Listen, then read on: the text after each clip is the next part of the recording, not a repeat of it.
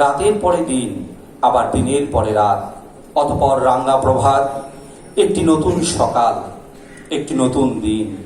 আর এই নতুন দিনের প্রত্যাশায় ঢাকা মহানগরীর দক্ষিণে যিনি অতন্দ্র প্রহরীর মতো ভূমিকা পালন করেছেন, তিনি আমাদের একান্ত অভিভাবক, আমাদের শ্রদ্ধার জায়গা, আমাদের ভালোবাসার জায়গা, বাংলাদেশ জামাত ইসলামী ঢাকা মহানগরী দক্ষিণের সম্মানিত আমির জননেতা মোহাম্মদ নুরুল ইসলাম বুলবুল। ওনার একটু তাড়া থাকার কারণে উনি চলে যাবেন। এ পর্যায়ে কথা নিয়ে আসছেন আজকের অনুষ্ঠানের সম্মানিত বিশেষ অতিথি জননেতা মোহাম্মদ নুরুল ইসলাম বুলবুল।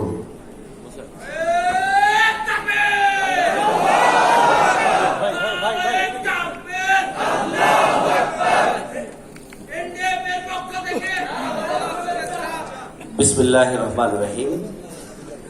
সম্মানিত সভাপতি, আজকের এই ডক্টরস কনফারেন্সের সম্মানিত প্রধান অতিথি, বাংলাদেশ জামাত ইসলামীর অন্যতম কেন্দ্রীয় নায়েবে আমির, ইসলামী ছাত্র শিবির শহীদ কাফেলার প্রাক্তন কেন্দ্রীয় সভাপতি, সাবেক এমপি, আমাদের একান্ত শ্রদ্ধাভাজন ডাক্তার সৈয়দ আব্দুল্লাহ মোহাম্মদ তাহের, বিশেষ অতিথি শহীদ কাফেলা বাংলাদেশ ইসলামী ছাত্র শিবিরের সাবেক কেন্দ্রীয় সভাপতি, বাংলাদেশ জামাত ইসলামী অবিভক্ত ঢাকা মহানগরী সাবেক আমির, বাংলাদেশ জামাত ইসলামীর অন্যতম কেন্দ্রীয় সহকারী সেক্রেটারি জেনারেল, আমাদের একান্ত শ্রদ্ধাভাজন মাওলানা রফিকুল ইসলাম খান, সম্মানিত ডক্টরস নেতৃবৃন্দ, সম্মানিত সুধীমণ্ডলী, প্রাণপ্রিয় শ্রদ্ধেয় আমাদের আত্মার আত্মীয়, মানবতার সেবায় যারা নিরন্তর নিজেদেরকে নিয়োজিত রেখেছেন, আমাদের ডক্টরস ভাইরা, আসসালামু আলাইকুম ওয়া রাহমাতুল্লাহি ওয়া বারাকাতুহু। প্রধান অতিথি এবং বিশেষ অতিথির কাছ থেকে আমরা গুরুত্বপূর্ণ বক্তব্য শুনব।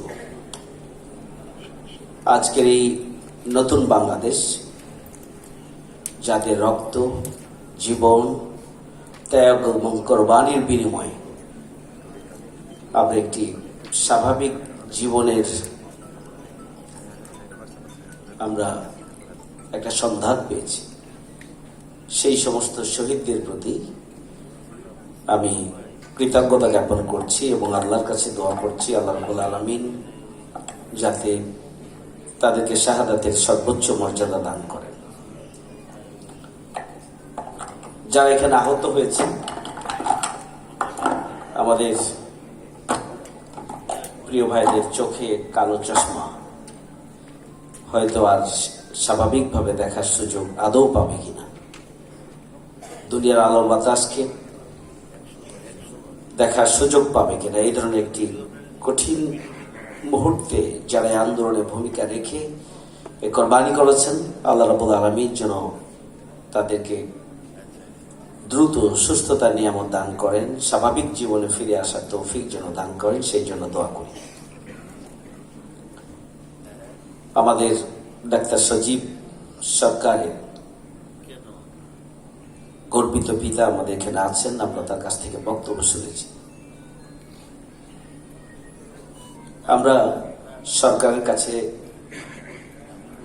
দ্বিতীয় দিন থেকেই, অর্থাৎ 6 তারিখ থেকে একটা দাবি জানিয়ে আসছিলাম, অগ্রাধিকারের ভিত্তিতে যারা দায়িত্বে আসবেন তাদেরকে অবশ্যই নিহত, শহীদ এবং আহত, ক্ষতিগ্রস্ত, বিপর্যস্তদের তালিকা, সুনির্দিষ্ট তালিকা তৈরি করে রাষ্ট্রকে তাদের অভিভাবকত্ব নিতে হবে। অন্তর্বর্তীকালীন সরকার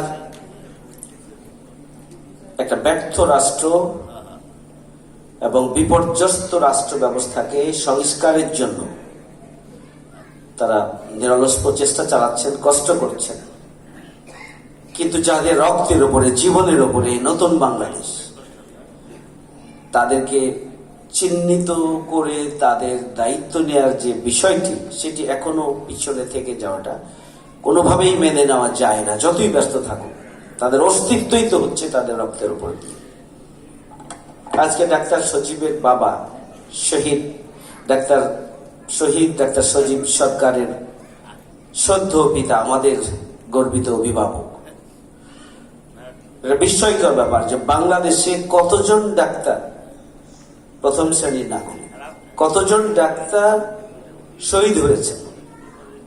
তার মধ্যে রাজধানীতে ডাক্তার সজীব সরকারের পরিবারের কাছে এই রাষ্ট্রের এবং এই রাষ্ট্রের সাথে রিলেটেড সম্পর্কিত কোনো ব্যক্তি পর্যন্ত পৌঁছাতে পারেনি। এটা কোনোভাবেই মেনে নেওয়া যায় না। আমি মনে করি আজকে এনডিএফ তাদেরকে ডেকে যে দায়িত্ব পালন করেছেন, সেই দায়িত্বটি এনডিএফ হিসাবে, ডাক্তারদের সংগঠন হিসাবে এটি আরো আগে এবং আরো অনেক আগেই করা উচিত ছিল বলে আমি মনে করি। এটা প্রথমত আমাদের ব্যর্থতা, আমার ব্যর্থতা। ডাক্তারদের কয়জন ডাক্তার সেই তালিকা হয়তো তাদের কাছে আমাদের যাওয়া দরকার ছিল। আমার মনে হয় যে আজকের নিশ্চয়ই এনডিএফ যাওয়ার জন্য উদ্যোগ নিয়েছেন, ডেকেছেন, এনেছেন এবং যাবতীয় কার্যক্রম করেছেন, দেরিতে হলেও। এই জন্য এনডিএফ প্রশংসার যোগ্য, কিন্তু আমাদের আরো আগে যাওয়ার দরকার ছিল বলে আমি মনে করি। ঢাকা মহানগরীতে আমরা এখন পর্যন্ত দক্ষিণে 2 শতাধিক আমরা তালিকা পেয়েছি শহীদের। এই তালিকা প্রায় হয়তো 300-তে পৌঁছে যাবে। আমরা চেষ্টা করছি, কারণ রাজধানী হওয়ার কারণে অনেকেই ডেড বডি গ্রামে নিয়ে গেছেন। একাধিক ডেড বডি বেওয়ারিশ লাশ হিসাবে দাফন করা হয়েছে। 2 হসপিটালে যেগুলো ছিল তাদের পরিচয় পাওয়া যায়নি। সব মিলিয়ে আমরা মনে করছি যে আমাদের এই তালিকা 300 পর্যন্ত হয়ে যাবে। আমরা 91 জনের কাছে, শহীদ পরিবারের কাছে আমরা 2 লক্ষ করে টাকা আমরা পৌঁছে দিয়েছি আলহামদুলিল্লাহ। আমির জামাতের নির্দেশনা সমস্ত শহীদ পরিবারের কাছে এই পরিমাণ অর্থ প্রাথমিকভাবে তাদের কাছে পৌঁছে দেওয়া প্রয়োজন। তো সেই হিসাবে সারা বাংলাদেশেই এই কার্যক্রম চলছে এবং আমরা আশা করছি যে আমরা যাদেরকে খুঁজে পাবো, কেউ হয়তো ঢাকার বাইরে আছে, কেউ আবার যেখানে শহীদ হয়েছে তার বাড়ি কোথায় সেটা খুঁজে পাওয়া যাচ্ছে না। এভাবে কিছু সময় আরো লেগে যাচ্ছে। আপনারা দোয়া করবেন আমরা যেন আমির জামাতের নির্দেশনার আলোকে গোটা বাংলাদেশ প্রায় শেষ পর্যায়ে, রাজধানীতে আমাদের কিছু কার্যক্রম এখনো বাকি আছে, আমরা সেটা করার জন্য চেষ্টা করছি। আমি